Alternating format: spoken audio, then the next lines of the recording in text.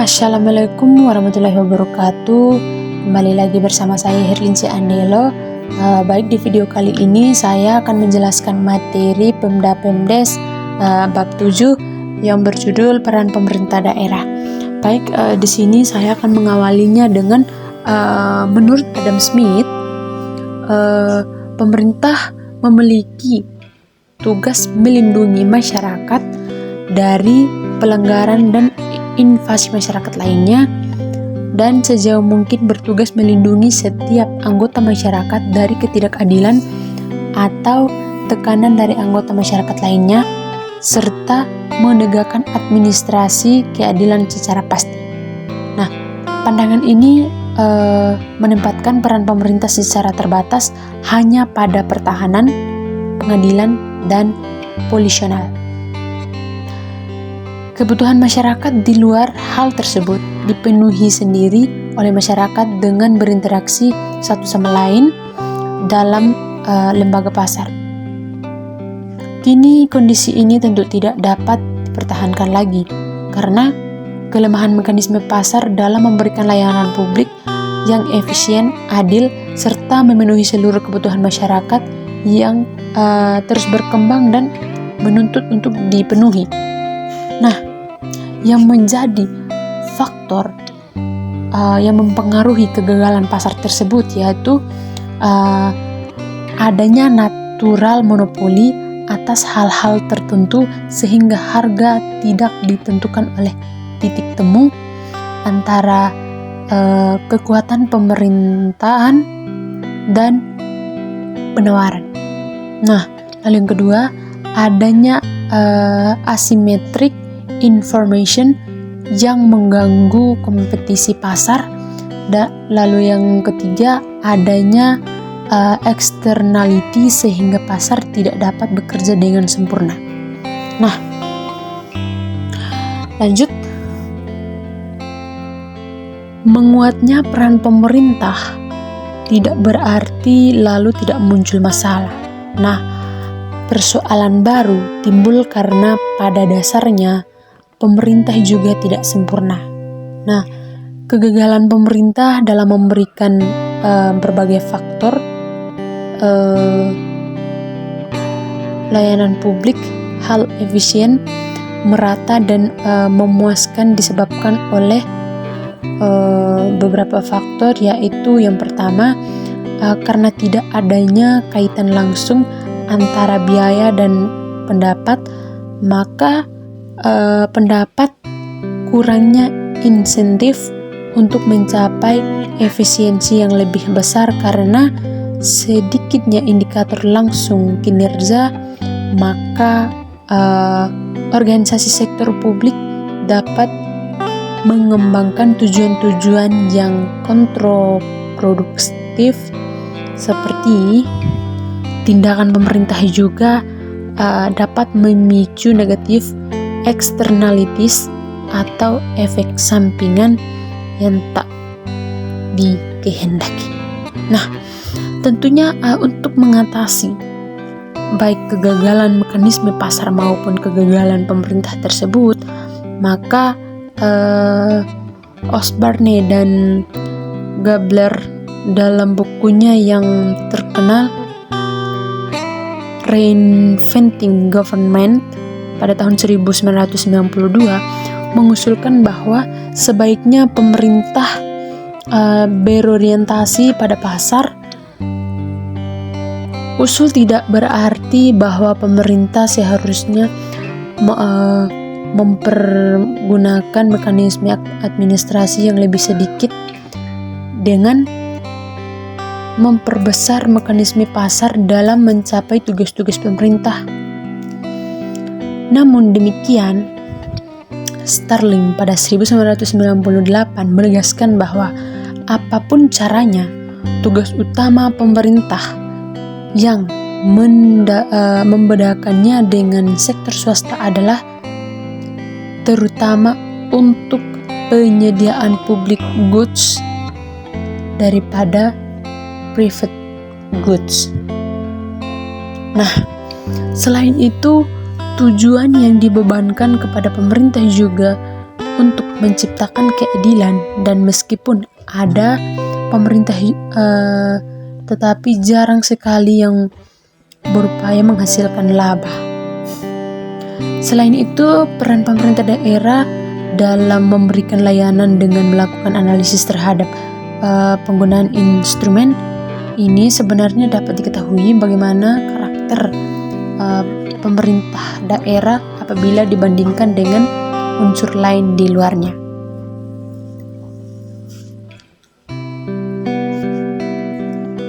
Selanjutnya kita masuk pada pembahasan yang kedua, yaitu layanan publik. Nah, untuk memahami dengan baik makna layanan publik, maka kita harus bahas esensi dari apa yang dimaksud dengan public goods.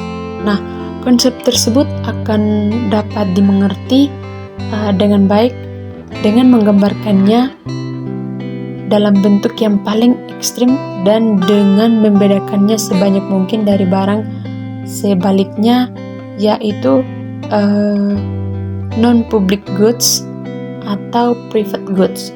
Nah, meskipun pada akhirnya tidaklah penting untuk membesar-besarkan perbedaan antara kedua jenis barang tersebut, tetapi untuk sementara perlu diungkapkan perbedaannya guna memberikan pemahaman yang lebih baik antara keduanya.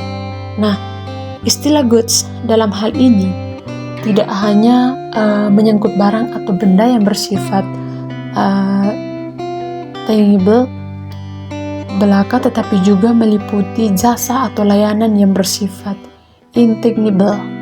Nah, public goods umumnya didefinisikan berkaitan dengan derajat yang menunjukkan dua karakteristik penting berikut ini, yaitu yang pertama konsumsi bersama, lalu yang kedua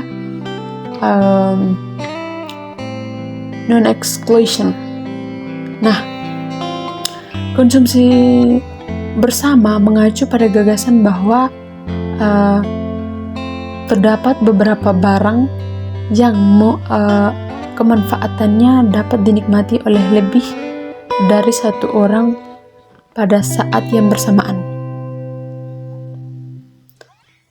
Selanjutnya kita masuk pada pembahasan yang ketiga, yaitu model peran pemerintah daerah. Nah, pilihan dominasi penggunaan instrumen kebijakan di antara beragam instrumen ditentukan oleh berbagai faktor yang berpengaruh. Identifikasi atas beragam faktor tersebut dapat didasarkan dalam kerangka yang ditegaskan oleh Leak dan Stewart pada tahun 1994. Nah, pilihan kerangka ini dapat membantu menyusun model penyelenggaraan pemerintah daerah baik yang bersifat ex ante maupun ex post facto. Nah, selanjutnya dengan mengacu pada tiga dimensi yang dimana ada dimensi ekonomi, lalu dimensi pemerintahan, lalu dimensi politik, maka disusunlah beberapa model peran pemerintah daerah, yaitu model pertama yang paling lama dan paling banyak dianut oleh berbagai negara di dunia. Nah, terutama negara berkembang adalah model tradisional bureaukratik autobot.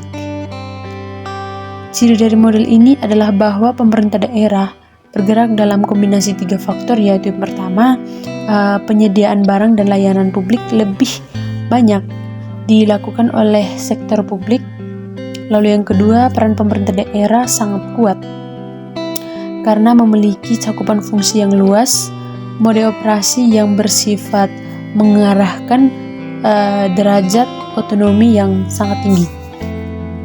sesuai dengan kebutuhan masyarakat yang mungkin meningkatkan tuntutan yang lebih terbuka serta berkembang globalisasi yang memicu peningkatan yang lebih cepat bagi dalam kebutuhan dan tuntutan akan layanan publik, maka model birokrasi tradisional tersebut biasanya dianggap tidak lagi memadai. Lanjut, kita masuk pada peran pemerintah daerah. Nah, hampir semua bidang dilengkapi dengan perangkat peraturan yang memungkinkan pemerintah daerah melakukan bentuk regulasi dalam pelayanan publik. Nah, berbagai macam perizinan di berbagai bidang telah menjadi instrumen kebijakan pelayanan publik dalam pemerintah daerah. Segala macam untuk memberikan pelayanan yang lebih baik kepada masyarakat sekaligus dipergunakan sebagai instrumen untuk meningkatkan keberhasilan asli daerah. Nah, selain itu,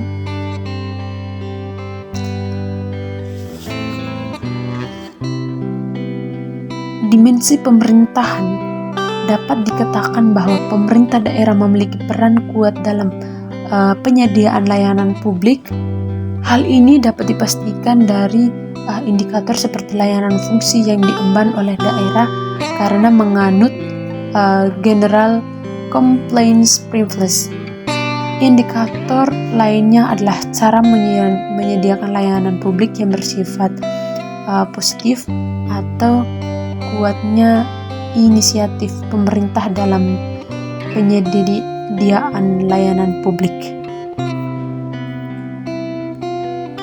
Baik, sekian saja pemaparan materi dari saya. Kurang dan lebihnya saya mohon maaf dan terima kasih. Semoga bermanfaat.